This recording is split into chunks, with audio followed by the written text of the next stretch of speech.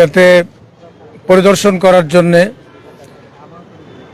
উপস্থিত হয়েছেন, পরিদর্শন করেছেন বাংলাদেশের দীর্ঘ ফ্যাসিবাদী আন্দোলনের যিনি বলিষ্ঠ কণ্ঠস্বর ছিলেন, সম্মুখ সারিতে যিনি আন্দোলন সংগ্রাম করেছেন এবং ফ্যাসিবাদের আমলে দীর্ঘ ৩ বছর যাকে কারাগারে নির্যাতন করা হয়েছে, বাংলাদেশ খেলাফত মজলিসের মজলুম আমির শাইখুল হাদিস হজরতুল আল্লাম মামুনুল হক আজকে তিনি এই স্মৃতি জাদুঘরে এসেছেন।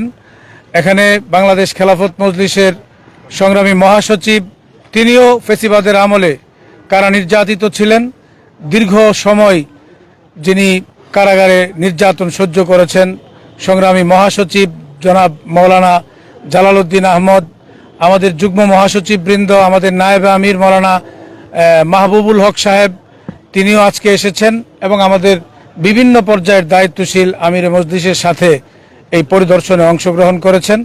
এই মুহূর্তে আমরা দীর্ঘ সময় লাগিয়ে এই স্মৃতি জাদুঘরের বিভিন্ন দৃশ্য এবং বিভিন্ন এপিসোড আমরা দেখেছি।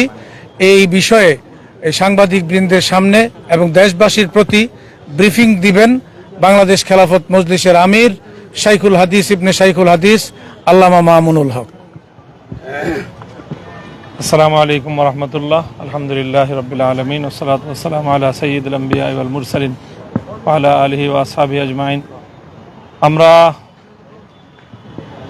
জুলাই বিপ্লব, জুলাই গণ অভ্যুত্থানের স্মৃতিকে সংরক্ষণ করার জন্য জুলাই গণ অভ্যুত্থান স্মৃতি জাতীয় জাদুঘর পরিদর্শন করলাম।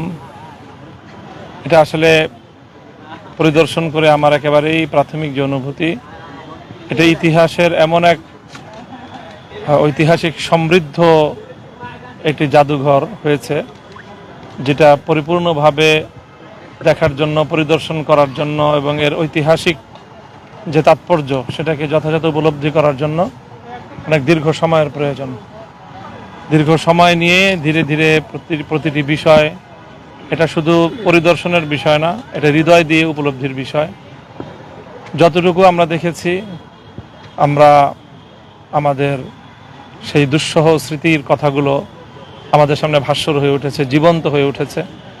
কিভাবে মানুষের উপর জুলুম, নির্যাতন, পাশবিকতা পরিচালিত হতো, মানুষকে কিভাবে এই শান্ত নিরাপদ বাংলাদেশের এই জনপদ থেকে মায়ের কোল খালি করে তার সন্তানকে তুলে নিয়ে যাওয়া হতো, কিভাবে নির্মমভাবে হত্যা করা হতো, নির্মমতার সর্বশেষ যে মানুষকে হত্যার পরেও নিহত লাশের সাথেও যে মর্মান্তিক আচরণ করা হতো।